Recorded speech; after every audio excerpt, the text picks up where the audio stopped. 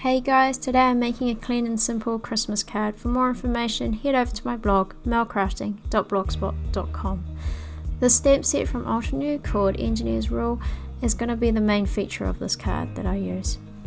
I'm also use a sentiment from this stamp set. So I've gone ahead and I've masked a triangle to make out a Christmas tree outline on a piece of standard white cardstock, which I'm going to be using as my front note card.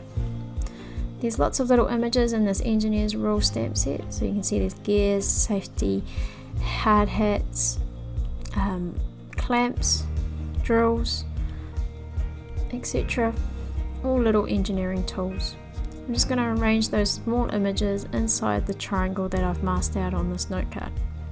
I do take a while to arrange these, so I'm going to speed up the video and increase the volume of the background music so it's not so boring for you.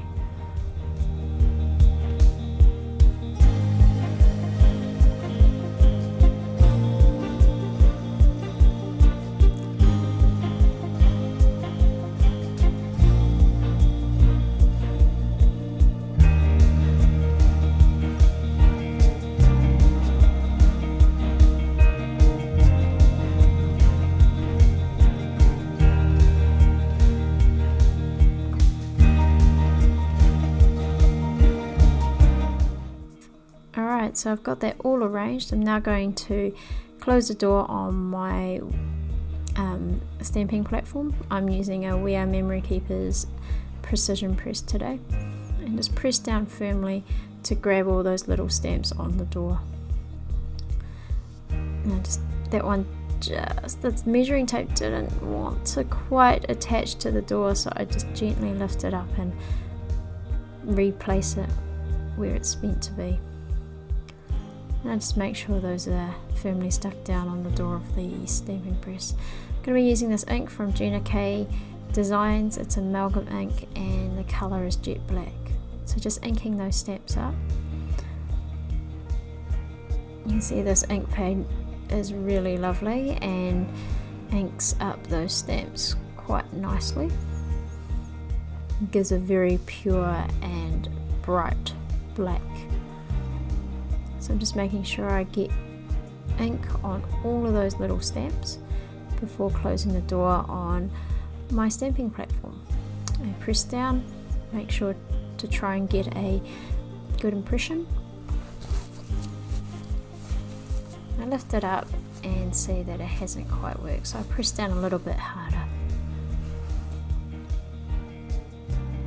Some people like to rub their sleeve on it as well, which can work. But that's got most of those images stamped well. Just going to go ahead and press down again. Try and get a bit more ink, a bit of a clearer image on those stamps.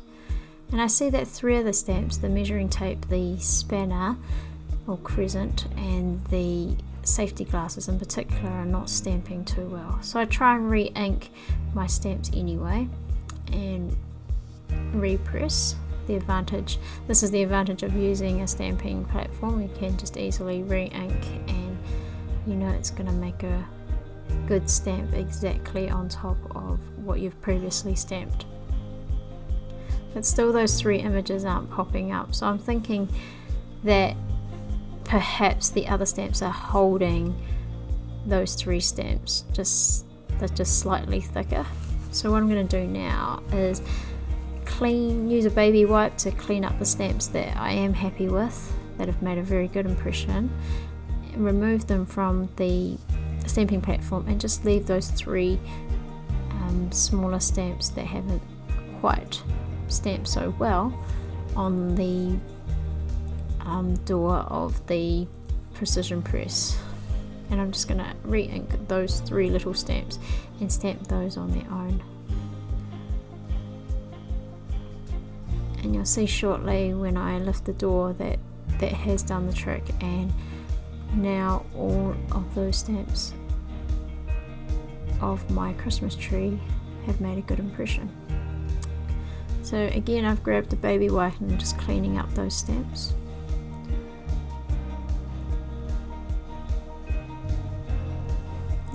remove them from the door of my stamping platform.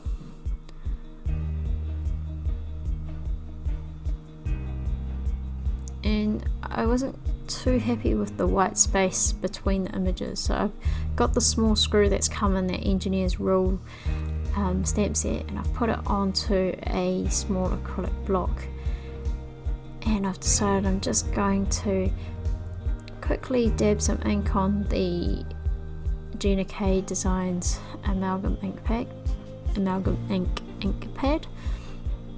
and just randomly rotate the stamp and fill in the gaps.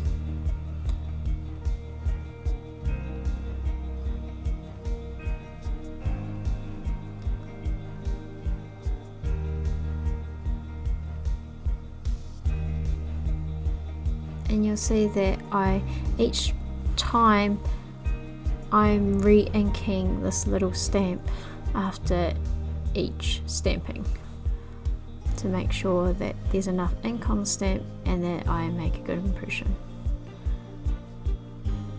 It is quite neat that the stamp set comes with such a small image, and the detail on that little screw is quite impressive.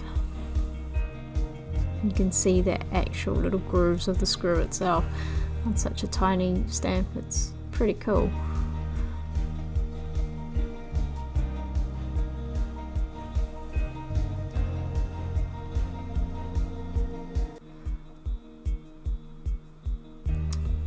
Rightio, so that's the last little screw I'm going to add to this, and I'm quite happy with how that's filled in. Now I'm just going to outline the triangle which makes up the outline of the tree with a black ink pen. This is a 0.7mm ink pen, just in black. And I decide going against the masking tape isn't quite working out for me, so I decide to bring in a ruler so that I get a nice straight edge.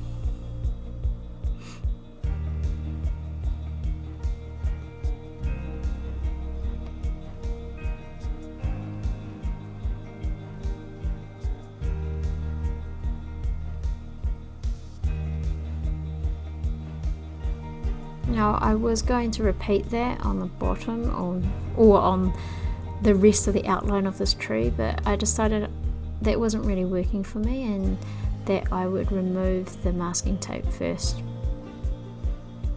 and then come in with my ruler to do those lines.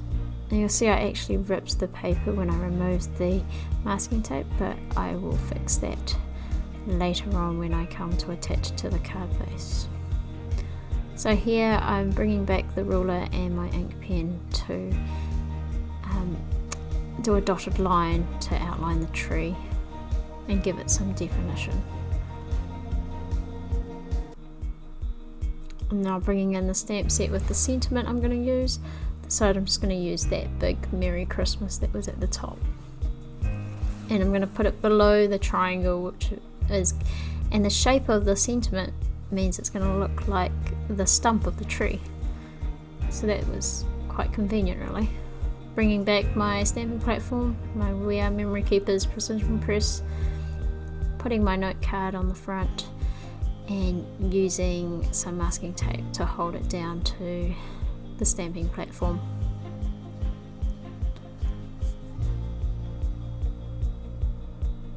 Now I'm going to bring in the sentiment stamp and position it where I want it before closing the door on my stamping platform to pick up the stamp.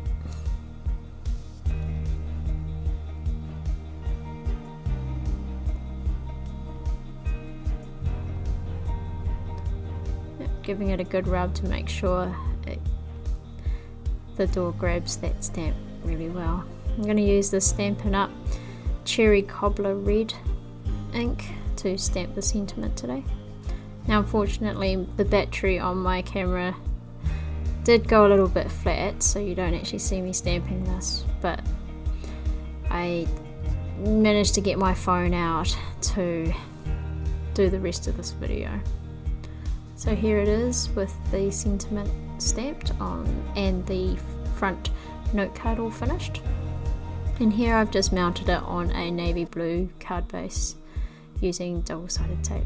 For more information, head over to my blog mailcrafting.blogspot.com, and thank you for watching.